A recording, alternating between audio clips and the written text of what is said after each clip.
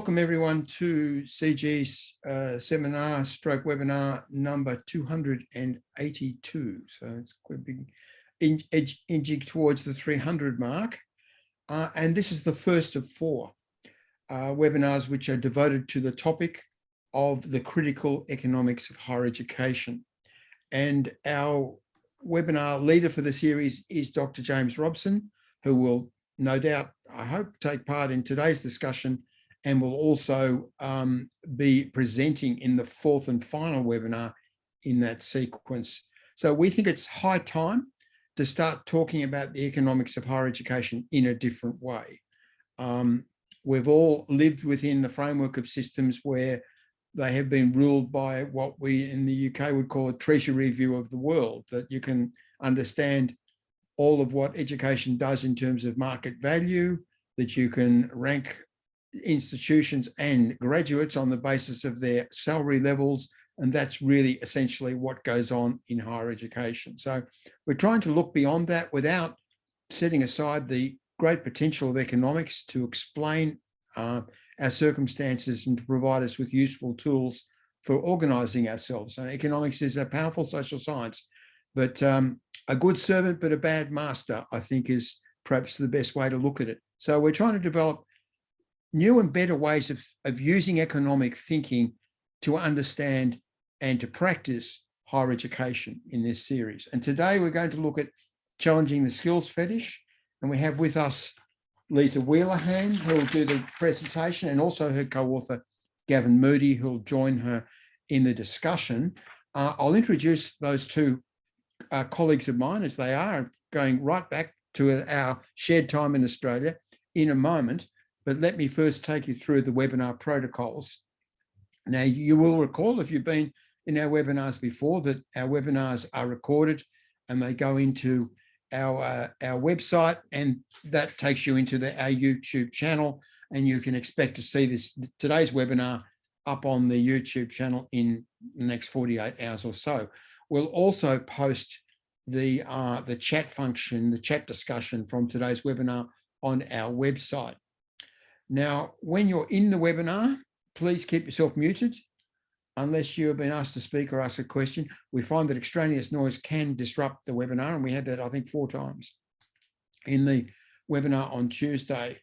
You no need to turn your camera on during the webinar, but we advise you, of course, to turn on both camera and video when you come into the Q&A, the important Q&A part of the webinar.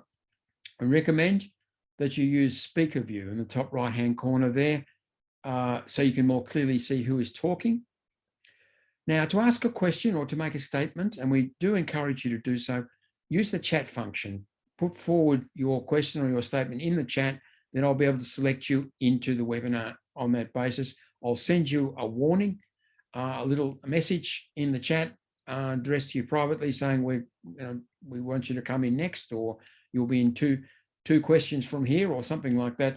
And then when you're invited in by me from the chair, please unmute yourself, switch on your video, and then tell us who you are and where you are from. Well, let me introduce our two speakers. Leesa Wheelahan is a professor in the Ontario Institute for Studies in Education. And doesn't the Ontario Institute for Studies in Education, or OISE in Toronto, Canada, play a great role in our series? We've often had presenters from OISE, and it's such a powerhouse in terms of developing research and scholarship related to tertiary education. Leesa holds the William G. Davis Chair in Community College Leadership, and her work includes critiques of competency-based models of training and their more recent incarnation in 21st century skills and micro-credentials. Micro-credentials being much discussed in higher education at the moment. Gavin Moodie is an adjunct professor at OISE at the University of Toronto, and his 2016 book was on the impact of universities of information revolutions from 1450 to the immediate past before the COVID-19 pandemic began. Both of these are wide-ranging experts on all aspects of tertiary education, but are particularly expert on today's topic. And it's a pleasure at this point to invite Leesa to begin. Thanks very much for that, Simon. I'm just going to share my screen to get the presentation going. Yep. Okay, it's okay? Good. Yes. Okay, great. Well, look, thanks very much for the invitation. I'll be presenting the initial presentation and Gavin and I will be engaging in the discussion a bit later. I do want to say that this paper was also jointly authored with James Doughney from Victoria University in Australia, who is an economist. And again, thank you for the invitation to come to this series. We think that it's been a wonderful series and that this the centre's work in developing these series is making a very important contribution to our field. So this presentation is based on our recently published paper in the British Journal of Sociology of Education called Challenging the Skills Fetish. I'm not going to be able to go over everything, but it is freely available, so everyone is able to download it. And what we wanted to do in this presentation was to step back and look at the skills discourse in a somewhat different way. Our argument is that skills have become a fetish, that the governments are preoccupied about skills to the point where they can't see the wood for the trees. For example, in the recent Australian budget, just a few nights ago, there was big focus on skills, not much else on higher education. We know there's a preoccupation in the UK with skills. And in most countries around the world, you will see that government is preoccupied with skills. And our argument is, in the way in which skills are understood in these policy discourses, is that it alienates skills from people who embody the skills and the social context in which they are exercised. That is, the policy discourses reify a social relation so that skills are individualised, additive and assessed independently of the factors that are necessary for their realisation. Moreover, we think that the skills discourse is premised on an impoverished view of the human actor, that is economic man, of human capital theory, and that it's deeply embedded in human capital theory, and the skills fetish is a logical conclusion of that. The consequence is we think that it degrades education, work and social life, and we'll go through some of that.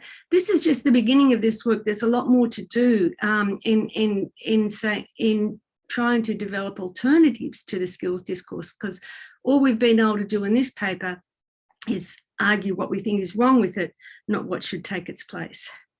So first I'm going to look at the evolution of the skills discourse. I'm not going to be able to do that in the same depth as in the paper, but I'll just briefly cover it.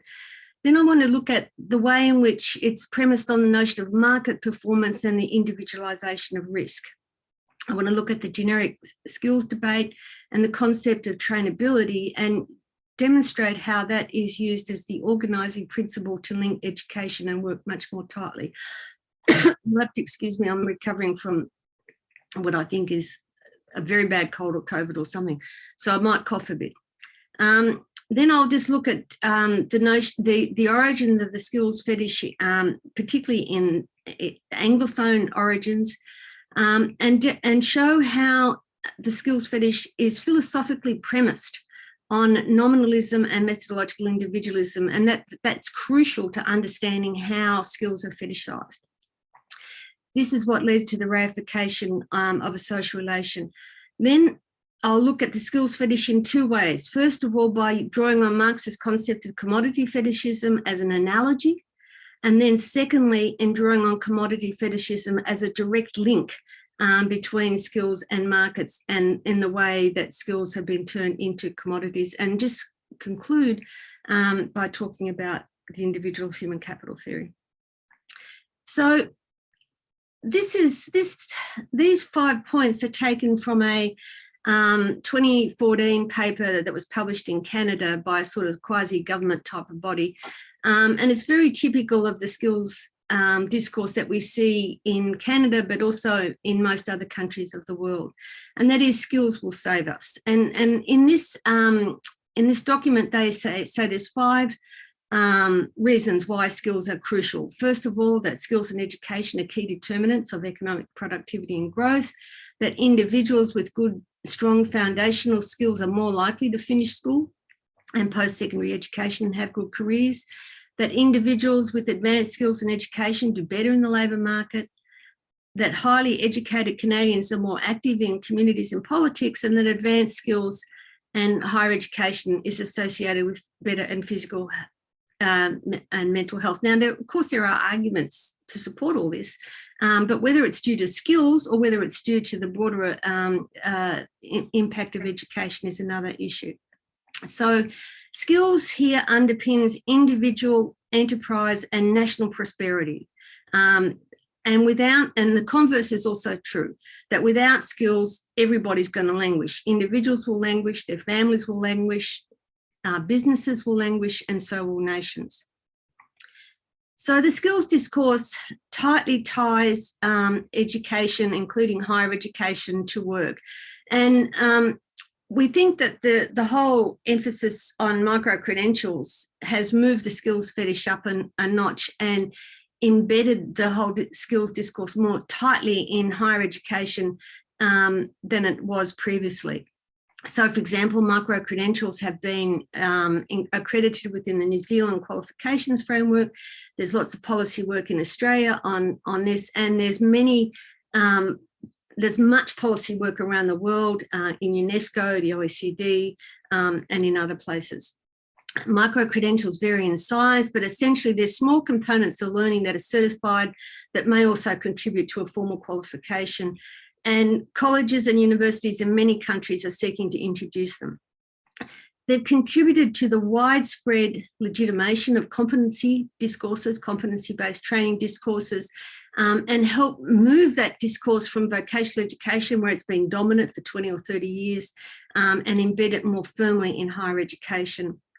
And it also, the whole skills discourse that the purpose of education is to get people ready for work, to invest in skills for work, helps to legitimate employer disinvestment in training, which is what has happened over the last 40 years. It represents, so rather than employers having an obligation to train people, as has been the case previously, now they have to turn up with ready with everything that they need to start work. And so this helps to intensify the individualisation of risk in the labour market, and we think that it has the most deleterious consequences for disadvantaged students. I just want to give you a couple of examples of how the skills discourse is becoming dominant in higher education. So the Ontario Ford government in Australia has, in Ontario and Canada, has introduced performance-based funding. This was a conservative government that was elected in 2018, slightly more genteel version of Trump, not much more genteel. For example, one of Ford's slogans in the last election was a buck a beer. And what they've done is that they've introduced a performance funding framework that will account for 60% of public funding to post-secondary education institutions by 2024, 2025, up from 1.4% as it was at the time they introduced the policy for universities, and 1.2% for colleges. And they're trying to tie the outcomes of education tightly to work, and it will include things like graduation rate, graduate employment, graduate earnings, and so on. Another example is Australia, where the Conservative government there has changed the fees so that a student who is doing a Bachelor of Arts will now pay more in fees than someone who is doing an undergraduate degree in medicine, which is absolutely an outrage. Given that the people who do BAs in Australia are often women and often students from low SES backgrounds. And basically the government thinks BAs are worthless. And so therefore students, if they got, they're trying to get students to do more what they regard as useful types of qualifications. Government has also funded micro-credentials in universities based on the old adage, never let a good crisis go to waste, as a way of trying to embed the whole skills discourse much more tightly in higher education in that country. So we've got to situate the skills policies in a broader context, and they emerge from policies emerging from neoliberal reforms that were commenced in the 1970s and 1980s. And this phrase, TINA, there is no alternative. There is no alternative but to have markets. There is no alternative but to put all social relations on a marketised basis. And this phrase was made famous by Margaret Thatcher, who in the 1980s as Prime Minister of the UK, when she demonised the notion of the public good, she sought to privatise public institutions, to subvert the welfare state and marketise all social provision. And this neoliberal transformation started in the UK and the US, swept the Anglosphere and is now in various ways dominant around the world, although it takes different forms in different places. So the effect of neoliberal policies was to rebalance society from one in which markets are assigned a supporting role towards that of a market society per se, and the markets distribute access to social resources. And Wolfgang Streeck explains, now states were located in markets rather than markets in states. So in the market state, the point of all social institutions is to facilitate markets and to heighten competition within them. And the role of the state is to provide the conditions for markets to operate. And in turn, individuals have to invest in their human capital, invest wisely, to participate more effectively in competitive educational and labour markets. So the neoliberal state is an interventionist state. It seeks to create entrepreneurial citizens, and with the diminution of the welfare state, participation in education is now the only insurance against risk, but of course it's not a risk that is shared equally. Skills link education to work and become commodities in markets. I'll return to this later. So this is the skills discourse is underpinned by human capital theory, which is this theoretical premise. And it's become so imbued in everyday workings of education that it's now part of our everyday language. And the notion is that there is a direct linear connection. More education begets more skills, which begets more productivity, which increases GDP. And this applies at the level of the individual, the group, the sector, and the economy, one approach to everything. It also applies to equity. We see equity policies justified in terms of underrepresentation of people from disadvantaged backgrounds is a waste of human capital, rather than it being an issue of social justice. But the problem was that this theory didn't work. The links between education and jobs is very weak, and it doesn't account for the different outcomes by class, gender, race, or other relations of domination and social inequality. It did seem able to describe the impact of education up until the 1970s, up until the end of the long post-war II economic boom, where there was a massive growth in jobs, particularly in white-collar jobs, but it's less able to explain changes since that time and the different returns experienced by different sections of the population. And so the failure of human capital theory has led to questioning and problematising, and then its modification in skill-biased technological change. So skill-biased technological change didn't throw out human capital theory. It's basically a form of it in one way or another. But it argues that the problem wasn't skill, the problem is quality, the quality of education, and that years of educational attainment is too blunt an instrument to measure education or measure the stock of skills because of huge variation between different systems and between countries.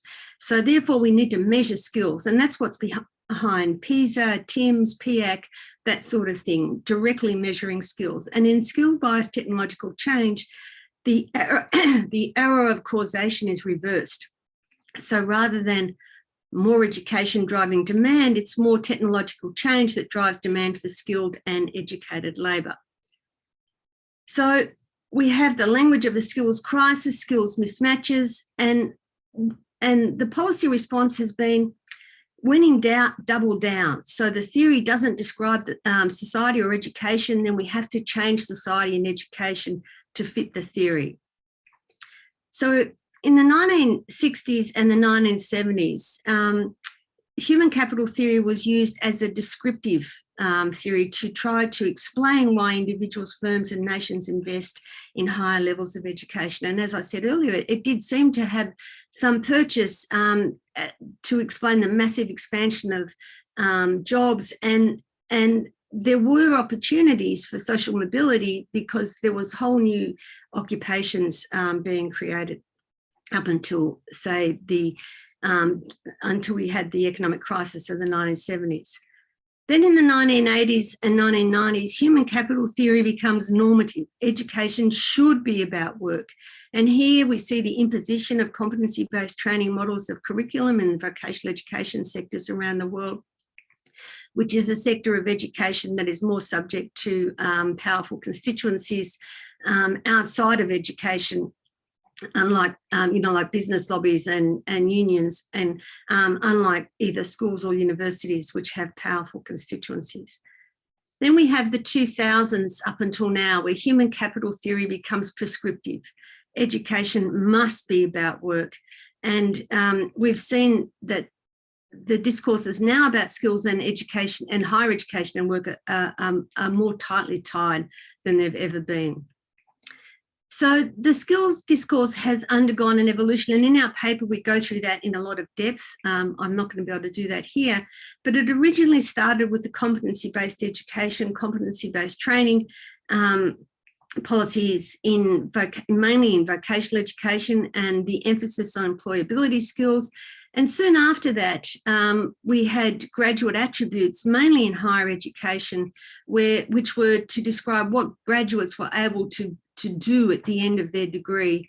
And it wasn't as tightly tied to competencies as in vocational education, but nonetheless, it still was a reorienting of higher education to producing labour market ready graduates. And now we have 21st century skills and outcomes-based education for all sectors of education. It's all about skills for work, for the market, for the changes that are coming in work. And so this is the incarnation of 21st century skills. There's various versions of this, but this is the version by the World Economic Forum and the Boston Consulting Group, which is a very powerful, World Economic Forum is a powerful advocacy body for world capitalism.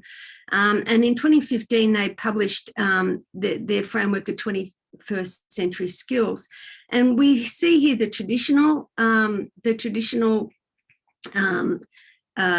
things that were already present in skills policies like foundational literacies, literacy, numeracy, etc., competencies, critical thinking, creativity, communication, etc. All these things have been around for 20, 30 years, but now we also have character qualities such as curiosity, initiative, persistence, grit, adaptability, leadership, and social and cultural awareness.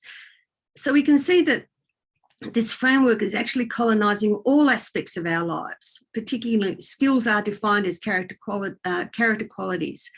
And we now have a normative view of what people are like and should be like, which is deeply based on Western individualism and doesn't tolerate other ways of being beyond the individualised individual.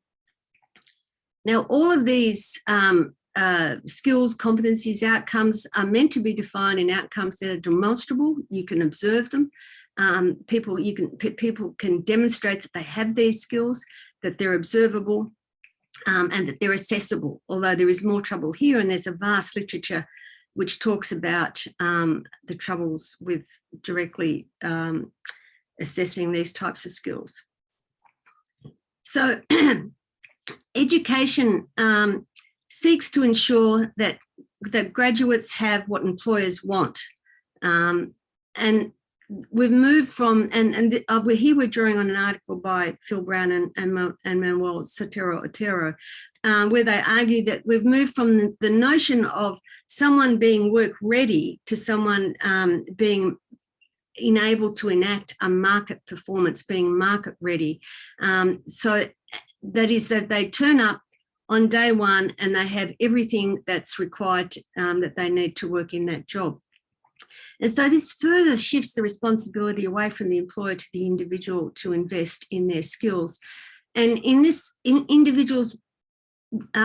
employers want individuals who can hit the ground running, requiring job seekers to demonstrate both specific and generic and hard skills. And this is a situation in which individuals have to continually invest in themselves and anticipate what the market requires. It also envisages a worker with sensibilities and orientations required by employers. It's a change in the social contract from employment to employability. Now, one way in which this has happened is, there is a tension in the debates around skills. On the one hand, there's the argument that people have to have skills that are directly related to work. And then on the other hand, there's the argument that really people need generic skills, and we hear a lot about soft skills being more important than specific technical skills and things like that. So this notion around generic skills has become very important, and it requires that individuals are equipped for a perpetually changing future, and that lifelong learning becomes important when nothing is stable. But it's a way of ordering curriculum. It's a way of saying that all aspects of the curriculum, even those that aren't directly tied to specific technical skills, are related to work. So it's how all education is vocationalised, and it's through the discourse of work relevance. So this individualised approach is mediated by the market. So it's a particularly Anglophone notion of skills, in contrast to systems, say, in continental Europe, where they have collective skill formation systems, which I'm not going to go into, but perhaps people can raise that in the discussion. In Anglophone systems, we have weak links between education and jobs, because it's the market that matches graduates to jobs, and graduates compete with other graduates from many fields, which is why the whole discourse of generic skills is so important, because you're competing with someone from different disciplinary areas or different sectors of education entirely. Educational institutions consequently emphasise their brand value. Employability becomes disconnected from occupations, where the focus becomes on skills which are cast as individual properties and attributes, which, as Clark and Winch explain, are task-focused and have no particular association with a knowledge base. And in this framework, skills are discrete, additive, and cumulative. Now, the philosophical underpinning of this is nominalism and methodological individualism. And David Hume, the great empiricist philosopher writing in the 1700s, argued that everything is discrete in and of itself, and there's no necessary causal relation between one thing and the other. And the example he uses for this is billiard balls, how billiard balls move around a table. He explains that motion in the second billiard ball is quite a distinct event from motion in the first, nor is there anything in the one to suggest the smallest hint of the other. All that we can know is that the billiard balls hit each other, that is, something happened, and observed how often they hit each other. Then we add it all up. We add up all the individual occurrences so that the total is nothing more than the sum of the parts, and it must be observed, measured, and added. And you can see how this gives rise to the learning theory of behaviourism. So the notion is that the total is nothing more than the sum of the parts, that society comprises individuals, but is no more than it, that things like class, social relations, and social structure are rejected, and that markets and specific forms of social relations are just convenient labels we give for the sum total of individual actions. And so too with skills. Skills are discrete actions that are demonstrable, observable, that we conveniently group under particular labels. So knowledge here is gained through observation and measurement. Society is the sum of individuals, total is the sum of the parts, and individuals exist in splendid isolation. They can only know what they themselves know. And they can only, and as a consequence, they can only pursue their own aims. And this Hayek argues that this is what leads to self-interested action, is because that individuals exist in this splendid isolation. So we can see, as I said, how this begets behaviourism and is based on observable outcomes. And so to try and understand that, we drew on Marx in two specific ways. First of all, was we looked at his notion of commodity fetishism as an analogy to understand skills. And then we looked at skills as marketable commodities. So there's a direct relation between commodity fetishism and skills. So just on the first, on the analogy, Marx's understanding of commodity fetishism is useful. He explains that commodity fetishism arises when commodities, which are the products of the labour of individuals produced under specific capitalist social relationships of production and exchange, take on a life of their own. The physical nature of commodities and the material and social relations under which they are produced is obscured, and commodities appear to enter into relationships of exchange with each other. And so he says, as against this, the commodity form and the value relation of the products of labour within which it appears have absolutely no connection with the physical nature of the commodity and the material relations arising out of this. It is nothing but the definite social relation between men themselves, which assumes here for them the fantastic form of a relation between things. In order, therefore, to find an analogy, we must take flight into the misty realm of religion. There, the products of the human brain appear as autonomous figures endowed with a life of their own, which enter into relations both with each other and with the human race. So it is in the world of commodities and with the products of men's hands. I call this fetishism, which attaches itself to the products of labour as soon as they are produced as commodities and is therefore inseparable from the production of commodities. And so just as commodity fetishism reifies a social relation to capitalist production as a relation between commodities, we argue that the skills discourse reifies skills as external things which exist independently of the body of the people who exercise those skills and independently of the social relationships and the social contexts that require domain-specific knowledge and skills for their realisation, and that this is driven by human capital theory. So the second way in which skills are related to commodity fetishism is far more direct, and that is that skills are bought and sold in markets. Individuals invest in their skills development, educational institutions sell skills, and employers purchase them. And so this privileges the market value of skills rather than actually the content of it, and skills are reduced to commodities that are bought and sold and exchanged in markets. So arguably this is based on an impoverished view of the person, and it's premised on a particular conception of human beings and human agency. This is the economic citizen who emerges from liberal and neoliberal beliefs, which is intrinsic to human capital theory, which assumes that human beings are by nature rational, self-interested actors who base their decisions on instrumental calculations about likely benefits. Markets provide the mechanisms for both social coordination and for economic and political freedom because they regulate exchanges between individuals which are free from coercion. And the great C.B. Macpherson explained that the individual of human capital theory of liberalism was seen neither as a moral whole nor as part of a larger social whole, but as an owner of himself. Individuals are proprietors of their persons, and society consists of relations of exchange between proprietors who invest in themselves and their skills. And Bourdieu explains that the notion of human capital theory is an ethnocentric universalization of a historically specific conception of human motivation. That is, he says that all the capacities and dispositions it liberally grants to the abstract actor, the art of estimating and taking chances, the ability to anticipate through a kind of practical induction, the capacity to bet on the possible against the probable for a measured risk, the propensity to invest, access to human capital, to economic information, etc., can only be acquired under definite social and economic conditions.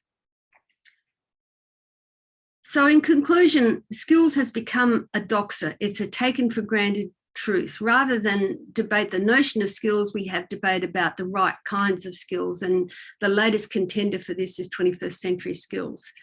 It's underpinned by human capital theory, which has moved from being a descriptive theory in the 1960s and 1970s to a normative theory in the 1980s and 1990s, and now to prescriptive theory, where governments are seeking to tie all education more tightly to the labour market.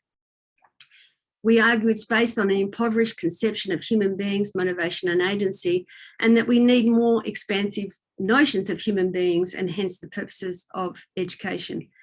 This last point is perhaps the most important. We didn't do that in our paper. What we tried to do in our paper was to demonstrate the problems with the skills fetish and with the skills discourse, and demonstrate the ways in which it was based on impoverished conceptions of human beings, but we didn't pose an alternative. And we think that that is a big task for our scholarly community. So these are some of the references I used in this particular presentation, and thank you very much. And we're happy to now hear what you've got to say. Well, thanks, Leesa. I mean, that's really thought-provoking. A number of us in this webinar have been contesting these issues for some time. You know, been working away at it really right through our professional careers, and it's not an easy problem to deal with because of the pervasiveness of the discourse, the way it's soaked into people as sort of common sense. I mean, what's always struck me as problematic, apart from all the points you've made, is two things. I mean, one is the ontological closure, you know, in relation to graduates. And you've got graduates are going out with knowledge in their heads, with social experiences they've had as students. You know, they've changed as people in lots of ways. That knowledge is then redefined as skill and preset by economic value, and, you know, and reified and bundled up into something which can be ranked and bought and sold and so on. All very convenient, but it destroys the fact that their education's potential is open-ended and lifelong, and someone can become all, you know, other than just this package of skill. So there's that ontological closure. But the other thing is they're robbing people of agency. I remember having this discussion with a student leader a long time ago in Australia and early in my academic career. He said to me, look, I mean, I'm not engaged in investing in myself as human capital. I'm forming myself. You know, I'm sitting in classes, reading books, writing essays, and in that process, I'm developing myself, and I'm doing that deliberately in ways that I want to do. I'm choosing the programs I learn, and I'm following those pathways, and seeing that change me. And that sort of suggested to me, I suppose, for the first time clearly, that you can understand higher education not as a process of formation by the other, but as self-formation. And that probably is what happens in the learning process, because only the learner can actually do the learning. And that's a radically different view, I think, to the skills, you know, human capital investment view. I'm going to ask you, I'm going to challenge you to, you know, push you a bit, because I know you've thought about this. What will be a better way of understanding the relationship between education and the economy? I mean, what are some of the bare bones of the alternative that you mentioned at the end? I mean, where can we go from here? We do need this. This is otherwise we're just going to be critiquing human capital theory with all its obvious limitations for the rest of our careers without really budging things. So, I mean, there is, of course, we do want people to be able to get good and meaningful jobs once they leave education. I mean, this is what got me going into education. I was 29 before I started studying, because I left school early. And the only reason I studied was to get a ticket so I could get a good job. But when I started studying, it was transformative, and I realised it was nothing like what I had imagined. And so I still wanted a job. But I also, it transformed my entire life. And I think that's what we do see, education, that's why it does have these positive social benefits. So what would be an alternative? In our work, we are trying to think through how the capabilities approach, first developed by Amartya Sen and Martha Nussbaum, can help us with this. So the capabilities approach focuses on human flourishing, not on economic dimensions, although of course economic dimensions are an important part of human flourishing, but they're not all that there is towards it. And so we think that if we were to have a different conception of what education should be, which is to support humans to flourish, and to support them to live lives that they have reason to value, then we would have a different framework for education altogether. So, for example, in Australian vocational education, you can't get a government-funded course to go and do creative arts because creative arts is deemed to be not worthwhile in the workforce. I mean, so it means that people are denied choices about how they want to develop themselves and realise their potential. So we argue that that human flourishing is a better starting point. And we also argue that all post-secondary education qualifications should seek to do three things. The first is to provide entry to and access to and movement within the labour market. The second is to provide the capacity for students to study at a higher level in the same or related field. And the third is to support social inclusion, social justice, and citizenship. I don't know if Gavin wants to elaborate on any of that. Yeah, Gavin, No. come in now, please. No, that's fine. My co-author does it wonderfully. Well, we've got a run of people emerging in the chat, and I'm going to take them in order. I've just been telling them what the order is, but let me just read it out. It's Pete Lay, James Robson, Diana Laurillard, and Timothy. Let's start with you then, Pete. I'm here. Can you hear me? Great. Yeah. Yes. Well, I mean, wonderful presentation, Leesa, and great to see you, and great to see Gavin there. My question is, what's the difference between human capital theory and Renaissance humanism? Both seem to assign special instrumental meaning to human orderliness and fetishized skill and judgment, but in order to serve some sort of transcendental or at least future-oriented faith. Heaven, back then in the Renaissance, and things like sustainable development seems to be the faith these days. These are parallels that interest me, particularly with regard to Gavin's book on the parallels between the information revolutions of printing and informatic, is that what it's called?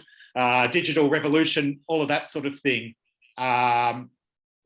In recent times, particularly I was thinking of in the intervening centuries, the idea of the printer's devil, printer's devils, the people who lined up the letters for printing often went on to great things. There's many examples of printers' devils going on to great things like Mark Twain and a million other ones. And these days, sort of teenage computer nerds often seem to go on to great things as well, which is a nice parallel. My question's getting too long. Please, if you could elaborate, is there a parallel between Renaissance humanism and human capital theory, or am I insane? I'm hoping Gavin can answer that question. Especially the last bit's interesting. Yeah, well, we could go for a very long time on this. I suggest that the whole point of humanism in the Renaissance was a reaction against the scholasticism of the Middle Ages, of the High Middle Ages. The whole point of the Renaissance was to reorient thinking, scholarship, and teaching and learning towards the broader principles of education for human development. Sure, they continued with schools development, and sure, it was a very slow transformation, but nonetheless, I suggest the point of it was that substantial reorientation towards development of the human, of which developing their skills was only one part, because we spent a lot of time in university education, in apprenticeships, in grammar schools, developing students' moral characteristics, which at that stage was not understood as a skill, although some contemporary understandings of ethics argue that it is a skill. But at that stage, I suggest it was adherence to God's wills and precepts. So while skills are important in the Renaissance, they're not fetishized, they're not all-encompassing the way we are arguing them now. I'd like to get into a discussion, Pete, but I think we better move on. It's a pretty interesting topic. I think we've got a lot of people coming in. Some hands are going up rather than coming into the chat, but that's okay. I think I can manage that. But what I'll do is take people in brackets, and so we'll take James Robson and Diana Laurelard's questions now together, and ask our speakers to respond to the two of them. James. Thanks, Simon, and thanks, Leesa and Gavin, for a fantastic presentation. I think this analysis is really powerful, and the lens of fetishization, so I can't even say it, but reification of skills is a really useful way of critiquing the situation that we're in globally in terms of the links between the economy and education. My question is really about trajectories.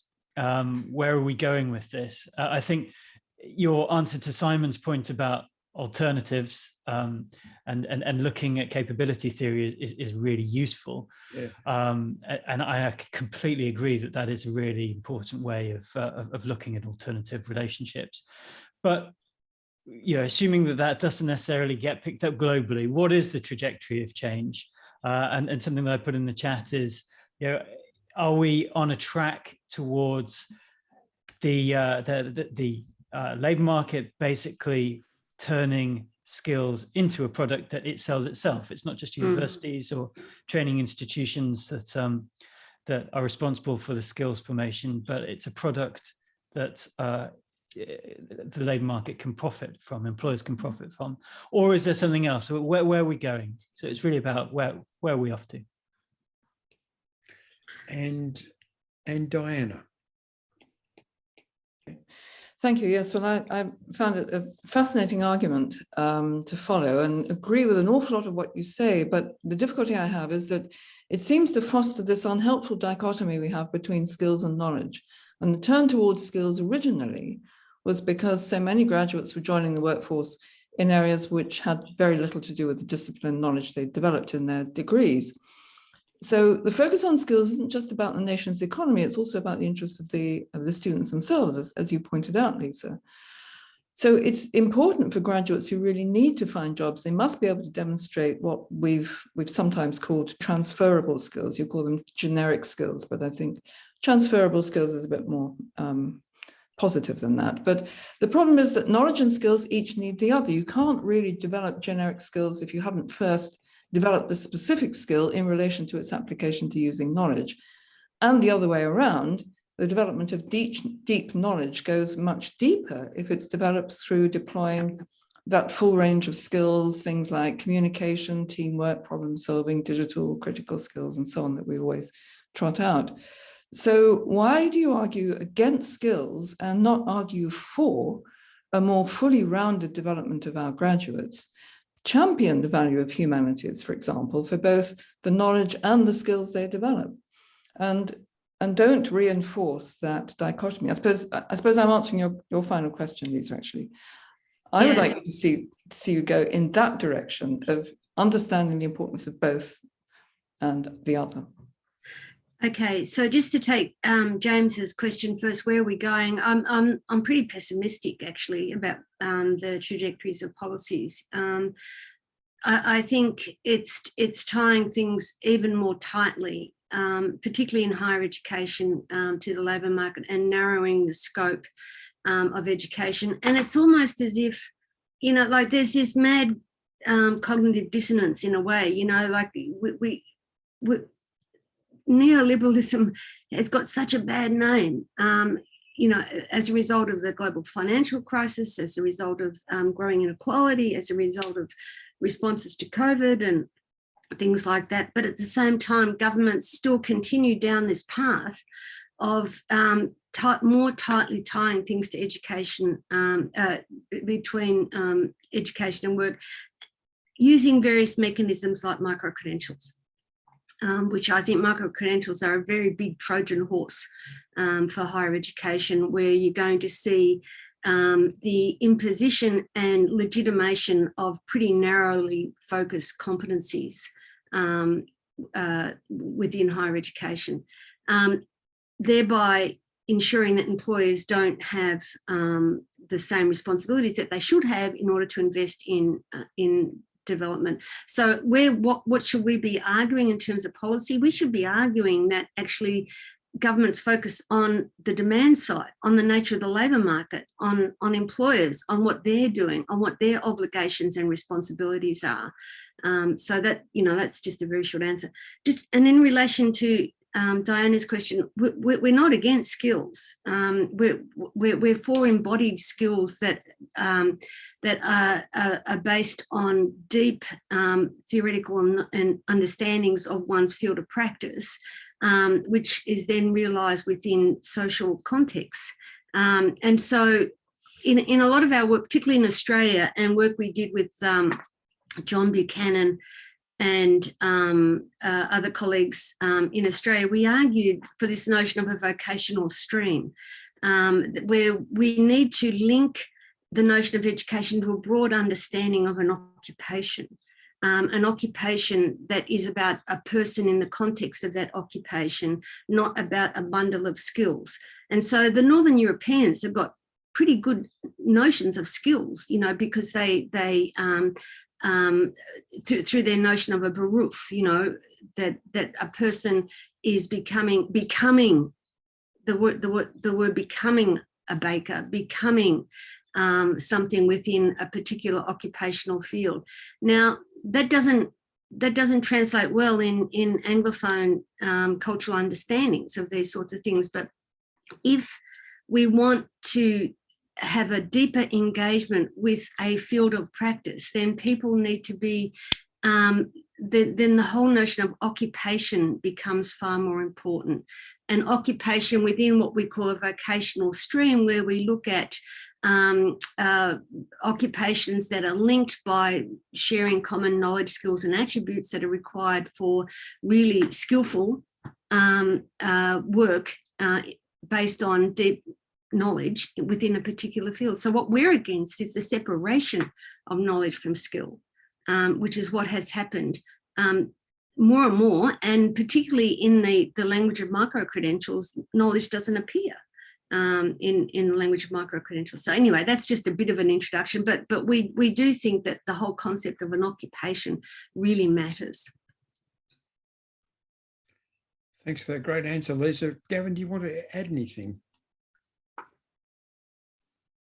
Yes, thanks. Just one small point in response to James's question and some of the questions in chat about the relationship between businesses' development of credentials and education. So universities have been offering short courses forever. Polanyi wrote The Great Transformation while lecturing for Oxford's Extension College and while leading workshops for the Workers' Education Association. And St John's Ambulances have been running their first aid certificates for a very, very long time. No problem with that in principle. I think the current move started when employers started awarding badges or certificates for their in-house training. That is also fine, and I wish that would continue and extend. The difficulty is when policymakers seek to move that badging and occupational credentialing from the workplace into campus. And there, I think there's a fundamental disconnect. I think it's gratuitous. I think it compromises both the occupational nature of the development and the educational nature of what happens in campus. And so if, to put it in these dreadful terms, if education were to lose the market of employee training completely, I think that would benefit both education and employee training. If the rationale for the great expansion of higher education were to be moved from human capital theory to some other principle, that also, I think, would be a very good thing, notwithstanding that it would lower government support for higher education. Okay, now we've got 100 people still with us, and we usually run about 5 minutes over the time. I think what I'll now do is bring in a bracket of statements or questions from another 3 people, and that'll be the close of the webinar. I'm sorry to say, Rosalind, Eda, you came in a bit late. And Glenn Chatelier has nobly, who's the person who asked the most questions in our webinars over the years, has nobly agreed to set aside his question today. But let me bring in order, Timothy, Laura, and Rupert. So the first question is from Timothy Hampson.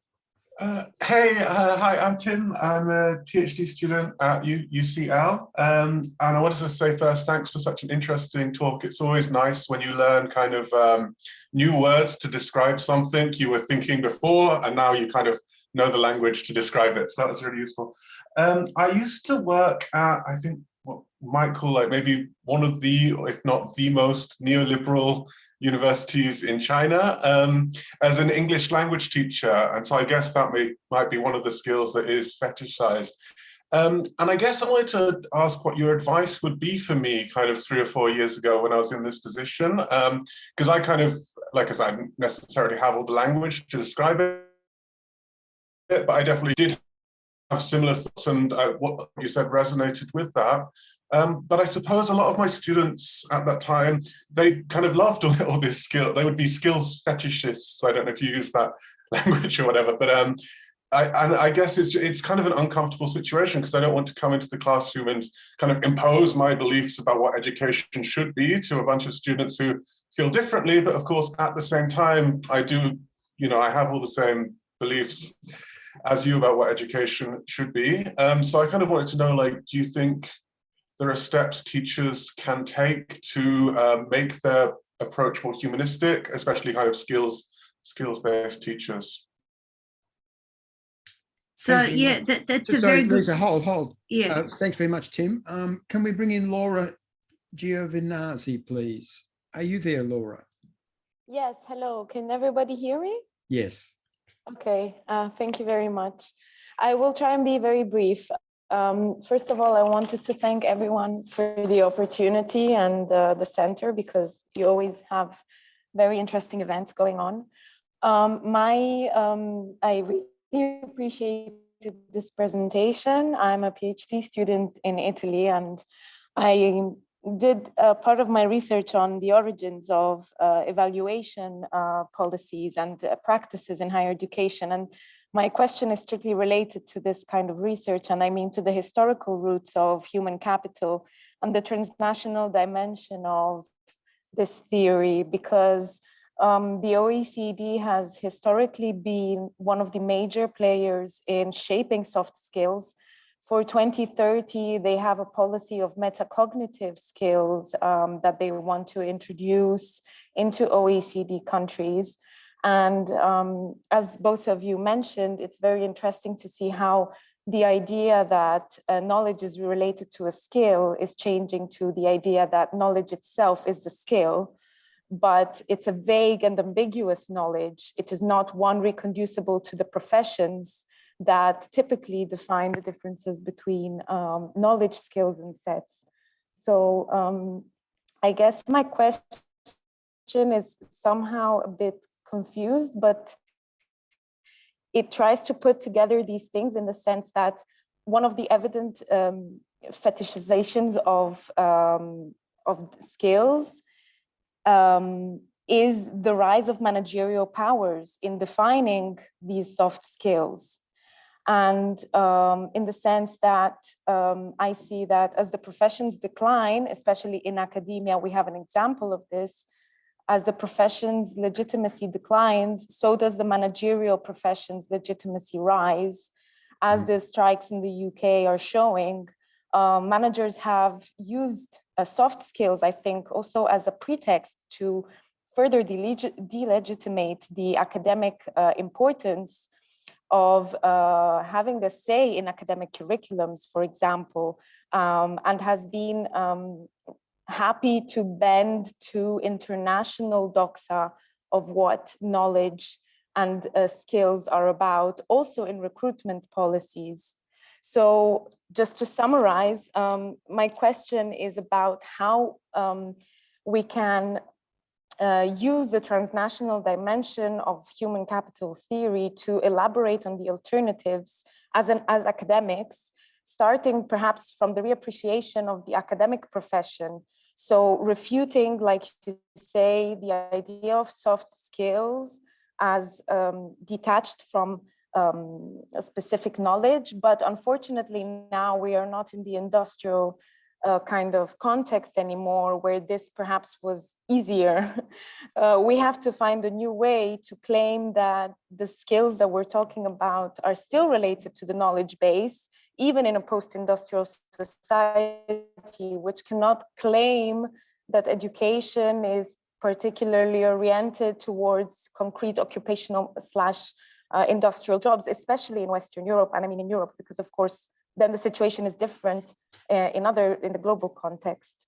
So thank you very much. I hope I was clear, and I hope to hear from you again in future seminars. Listen, Gavin, you just got one more. Thanks, Laura. That was a great question. Really interesting. And Rupert Waldron. Thanks very much, and thanks very much to the speakers and the questions as well. Very interesting. And I think maybe mine has some relation to what Laura asked, which is I wanted to sort of tap on one thing, partly through the relationship between arguments, making arguments for, say, social justice and in a to argue for certain kinds of content, but and then for other forms of struggle. So I was thinking, we just have University of the Arts London has just employed a chief social purpose officer.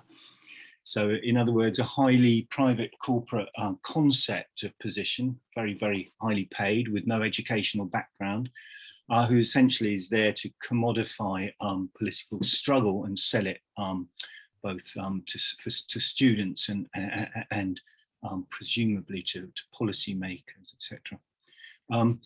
So then I'm going to try and make it pretty quick, but it just raises this idea of where the arguments sort of may need to be made. So then it occurred to me this use of Bourdieu, the Bourdieu kind of critique, which is a critique of argument more than, let's say, action. And he kind of adopts this notion of capital, cultural capitals, but attempts to do it from a critical basis.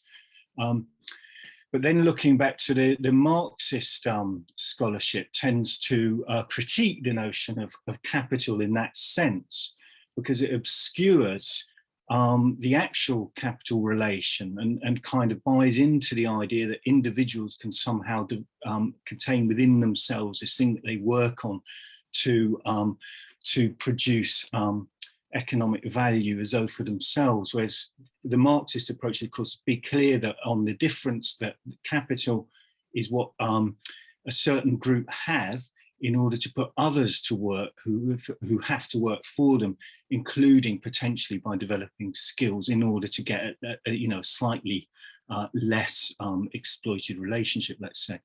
So then to come to the final point was, which I think sort of touches on some of what Laura was thinking about, which is whether, therefore, beyond arguments, the necessities to develop struggle, and that whether that struggle partly is through both the education, regaining the educational exchange with students, but also by doing so through a notion of solidarity as workers, student and worker struggle in order to take ownership again of the educational institution. Well, there's a lot of cues in those three very interesting statements, stroke questions, Leesa. So over to you. So maybe if I do Timothy's on teachers and Rupert's, and Gavin can do Laura's on soft skills and stuff like that. Is that okay? Oh, no, you do them all. All right. Okay. So just on Timothy's stuff, I mean, I do actually understand what you're talking about. I mean, I was teaching in the vocational education and training sector in the early 90s when the whole notion of competency-based training was introduced and mandated. And it was an absolutely soul-destroying experience. And it was actually that got me on my PhD journey, which was a critique of that. So I think we have to understand who our students are and the context in which they live, and that is that in the context of the diminution of the welfare state, where the individualisation of risk is such now that unless people have got good credentials or good qualifications, then they are in a lot of risk in the labour market. So we can't be immune to that. We have to understand the kinds of struggles that students experience, but it doesn't mean we have to teach in a narrow way. And we used to call it in TAFE when I was teaching in Australia, teaching with the door shut. I mean, the idea being that just because people want to get a job, everyone wants to get a job, doesn't mean that that's all that education has to be about. And so I think if we help students understand the broader purposes of this, even though they all want to get jobs, of course they do, and so they should, then I think that gives us some entry point into engaging with our students. On the second point, Laura raised about soft skills and metacognitive skills in the OECD and all that sort of stuff. We do need to challenge this whole discussion, and I can see that Gavin and Dana have been talking about this in the discussion. We argue that there's no such thing as transferable skills other than things like reading, but even reading, it requires domain-specific knowledges and understanding to read within a particular field. So the notion of a soft skill or a transferable skill like problem solving always requires domain-specific knowledge for its realisation. So problem solving in a childcare centre, when you're running the 2-year-old room and you've got 15 2-year-olds having a meltdown, you actually have to draw on your knowledge of children and child psychology and stuff like that. Then you would say if you were in an oil rig and there was a fire and you had a problem how to put out a fire, and so the notion of transferable skills, it's stretched too far beyond what can be reasonably expected. Now, yes, there may be transferable skills between being a nurse and a social worker, but these are cognate fields. And so that's why we argue that the notion of vocational streams is helpful, because we're talking about the deep knowledge and skills that underpin domains of work, domains of occupations, and that's the way to go with that. And the other problem with soft skills is that they are the instantiation of the idealised worker in capitalist society, someone who, pulls together with the firm, we're all in it together, we don't fight the boss, that sort of thing. So I think that's the problem there. Just on the final thing, on Rupert's thing, God, a chief social purpose officer sounds dreadful, doesn't it? But I think that, so I don't think there's necessarily, so I draw on both Marx and Bourdieu. I think that Bourdieu, and I'm not one of these people who says, well, there's been a wrong reading of the master, and all that sort of stuff. I think that that's not very helpful. But I think that Bourdieu's work can be understood in a very relational way. I don't think that he means that, so the whole notion of habitus, and field, I think, is important in helping us understand concepts like cultural capital, social capital, what's valuable within the field, and what are the relations of power and domination that make it so. So I think that that the two can be brought together. The bigger problem is, what are the contours of social solidarity, particularly in Western liberal market economies, where unionisation is at record low levels, where social relations have been marketised. I don't know the answer to that. And I think that that's where we have to do a lot of work. I read a very depressing book by Wolfgang Streeck on how will capitalism end. Very, very depressing. And I'm just not sure what the new social basis of solidarity are, other than unions. But unions are so gutted in so many countries that it's hard to see how we're going to rebuild that. I don't think that this or that social movement is the response, right? So I leave that question to you. What do you think we should be doing about that? What are the contours of social solidarity that we should be trying to support? That's the only way I think that we can begin to answer the question of how can we reinvigorate politics of struggle.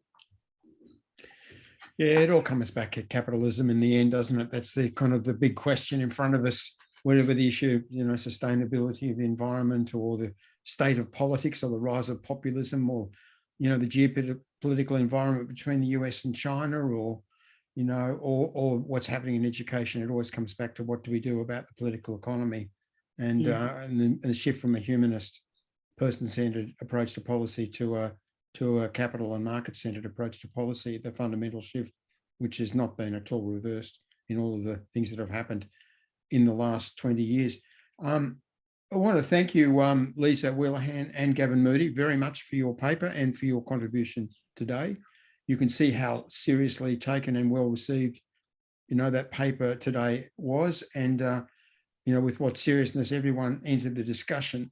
I must apologise to Sophie Reading. I had her on the call list as well to bring in with her question, but she had to leave on the dot of 2, so we've missed the chance to hear from Sophie, and hopefully she'll come back to another webinar. I hope you too will come back to another webinar and continue the discussion on these issues. And I want to sincerely thank my colleague James Robson for organising this series of 4 webinars and giving us such a wonderful webinar today to start the series off. So come back next Tuesday, folks, and hear the second in this series of 4. Salman Chattopadhyay, my colleague from JNU from Delhi, will talk about whether the regulation of teachers and whether there's an alternative to the current structure of regulation of humans in the educational labour force. That'll be a really insightful, good presentation by a critical scholar of the economics of education from India. So it remains for me to say thank you again to Leesa and Gavin and James, and bye for now.